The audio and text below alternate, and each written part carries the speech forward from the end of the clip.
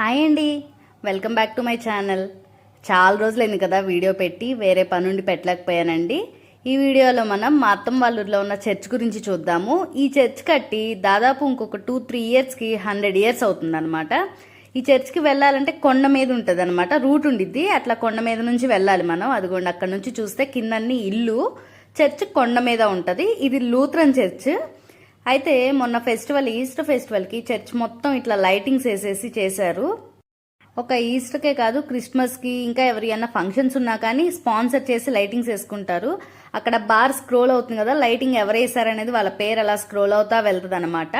ఈ పక్కన టెంట్ ఎందుకు వేసారంటే వచ్చిన వాళ్ళందరూ ఫెస్టివల్స్కి చుట్టాలు అందరూ వస్తారు కదా, అందరూ లోపల సరిపోరని చెప్పేసి టెంట్ వేశారు. అదిగో పైన స్క్రోలింగ్ వెళ్తుంది కదా, అది ఈ లైటింగ్ మొత్తానికి వాళ్ళు స్పాన్సర్ చేసినట్టు.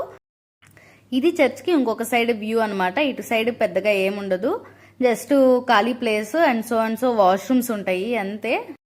పండగలంటే మెయిన్గా చర్చెస్ని ఈస్టర్ కావని క్రిస్మస్ కావని ఇట్లా లైటింగ్స్తో డెకరేట్ చేస్తారు. అన్ని ఊర్లో చేస్తారో లేదో తెలీదు, దాదాపుగా మ్యాక్సిమం చేస్తారు. ఇదండి ఈ చర్చ్ విశేషాలు. మీ ఊర్లో కూడా ఆ ఊర్లో ఉన్న చర్చ్ కట్టి ఎన్ని సంవత్సరాలు అయింది, ఫెస్టివల్స్ ఎలా చేసుకుంటారో కామెంట్ చేసేయండి. పండగ అంటే ఈ లైటింగ్స్, కొత్త బట్టలు వేసుకొని చర్చ్కి వెళ్ళొచ్చామా తిన్నామా అనే కాదు, ఆ పండగ ద్వారా దేవుడు మనకి ఏ సందేశాన్ని ఇస్తున్నాడు, దాని ద్వారా మన జీవితాన్ని మనం ఎలా మార్చుకోవాలో తెలుసుకోవటమే నిజమైన పండగ. చర్చ్ లోపల వ్యూ అది. వీడియో నచ్చితే లైక్ చేసి సబ్స్క్రైబ్ చేసుకోండి. Bye bye.